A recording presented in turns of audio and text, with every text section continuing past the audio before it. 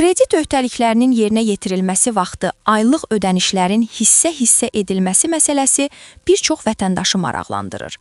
Bəs bu qanunvericiliklə mümkündürmü və aylıq məbləğin tam ödənilməməsi gecikmə kimi rəsmiləşdirilirmi?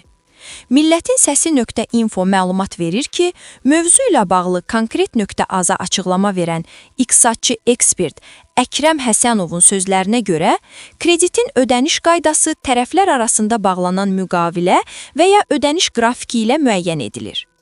Kreditin hissə-hissə ödənilməsi borc verən və borc alan arasında ya müqavilədə göstərilir, ya da ayrıca ödəniş qrafiki tərtib edilir. Ümumiyyətlə, hər ay üçün konkret ödəniş məbləği və tarix müəyyən olunur.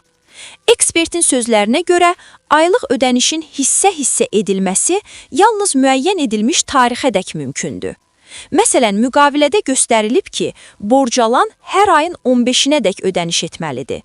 Bu tarixədək ödənişi hissə-hissə etmək mümkündür, ancaq ayın 15-də aylıq məbləğ tam şəkildə ödənilməlidir. Əkrəm Həsənov vurğulayıb ki, müəyyən edilmiş tarixədək aylıq ödəniş tam şəkildə yerinə yetirilməsə, bu artıq gecikmə kimi rəsmiləşdirilir və müqavilədə nəzərdə tutulan cərimə və ya əlavə faizlər tətbiq edilə bilər.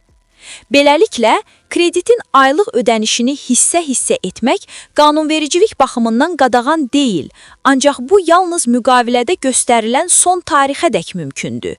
Müəyyən edilmiş müddətdə aylıq məbləğin tam ödənilməməsi isə gecikmə hesab edilir.